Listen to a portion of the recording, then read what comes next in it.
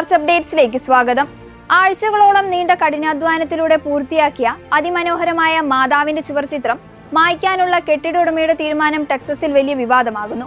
പ്രശസ്ത കലാകാരനായ ജുവാൻ വെലാസ്കാസും സംഘവും ചേർന്ന് ഗ്രാർലാൻഡിലെ റെസ്റ്റോറന്റ് ചുവരിൽ വരച്ച അവർ ലേഡി ഓഫ് ഗാഡലൂപ്പ എന്ന ചിത്രമാണ് ഇപ്പോൾ ഭീഷണി നേരിടുന്നത്. റെസ്റ്റോറന്റ് വാടകയ്ക്കെടുത്ത ജാമി, ആൽബർട്ടോ സമേറോ എന്നിവരാണ് ഈ മ്യൂറൽ പെയിന്റിംഗ് വരയ്ക്കാൻ ജുവാനെ ഏൽപ്പിച്ചത്. റെസ്റ്റോറന്റ് തുടങ്ങുന്നതിന് മുൻപ് തന്നെ കെട്ടിട ഉടമയ്ക്ക് ഇതിന്റെ AI ഉപയോഗിച്ച് തയ്യാറാക്കിയ രൂപരേഖ സമർപ്പിക്കുകയും അനുവാദം വാങ്ങുകയും ചെയ്തിരുന്നു.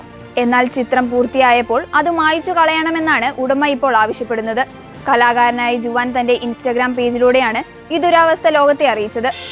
ജൂൺ 10 ലിയോ 14 മാർപ്പാപ്പ സ്പെയിനിലെ ബ്രിയൻസ് 1 ജയിൽ സന്ദർശിക്കുമ്പോൾ അത് നൂറുകണക്കിന് തടവുകാരുടെ ജീവിതത്തിൽ മായാത്ത മുദ്ര പതിപ്പിക്കുമെന്ന് jail chaplain father Jesus bell. തടവറയ്ക്കുള്ളിലെ കണ്ണീരൊപ്പാൻ മാർപ്പാപ്പ എത്തുമ്പോൾ തങ്ങൾക്കും ഈ ലോകത്ത് പ്രാധാന്യമുണ്ടെന്ന് അവർക്ക് തോന്നി തുടങ്ങുമെന്ന് അദ്ദേഹം പറഞ്ഞു. 4 പതിറ്റാണ്ടായി ജയിൽ ശുശ്രൂഷ രംഗത്തുള്ള ഫാദർ ബെല്ലിന് പങ്കുവയ്ക്കാൻ മരണത്തെ മുഖാമുഖം കണ്ട ഒരു അനുഭവമുണ്ട്. വെനസ്വേലയിലെ അതിഭീകരമായ ടോക്രോൺ ജയിലിൽ അദ്ദേഹം വിശുദ്ധ കുർബാന അർപ്പിച്ചുകൊണ്ടിരിക്കെ 2 ഗുണ്ടാ സംഘങ്ങൾ തമ്മിൽ ഏറ്റുമുട്ടലുണ്ടായി.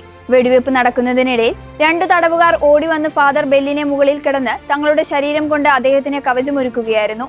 അങ്ങനെയാണ് അദ്ദേഹം രക്ഷപ്പെട്ടത്.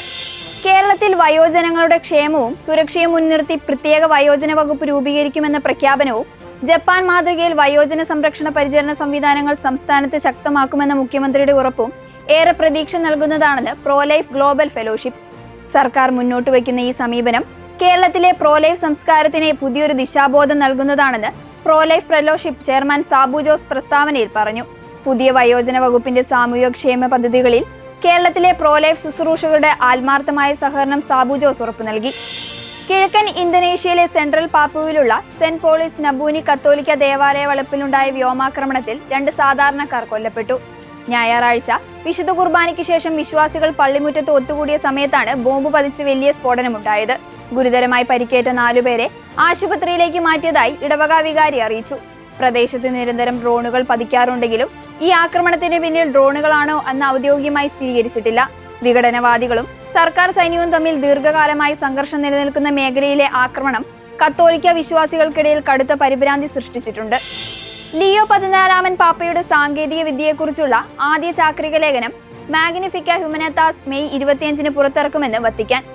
ആധുനിക യുഗത്തിൽ AI സാങ്കേതിക വിദ്യ മനുഷ്യന്റെ നന്മയ്ക്കും ധാർമ്മിക മൂല്യങ്ങൾക്കും അനുസൃതമായി എങ്ങനെ ഉപയോഗിക്കണമെന്ന് ഈ ചാക്രിക ലേഖനം വിശദീകരിക്കുന്നു.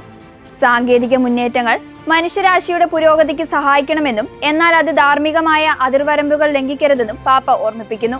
ശാസ്ത്ര സാങ്കേതിക മേഖലകളിലെ വളർച്ച ലോകത്തിൽ സമാധാനവും സമത്വവും നിലനിർത്താൻ ഉപകരിക്കണമെന്ന സന്ദേശമാണ് പാപ്പ ഇതിലൂടെ മുന്നോട്ട് വയ്ക്കുന്നത്. ആഗോളതലത്തിൽ വലിയ പ്രാധാന്യമുള്ള ഈ വിഷയം കത്തോലിക്ക സഭയുടെ സാമൂഹ്യ പഠനങ്ങളുടെ ഭാഗമായിട്ടാണ് പ്രസിദ്ധീകരിക്കുന്നത്. ഇതോടെ ചർച്ച് അപ്ഡേറ്റ്സ് പൂർണ്ണമാകുന്നു. നന്ദി.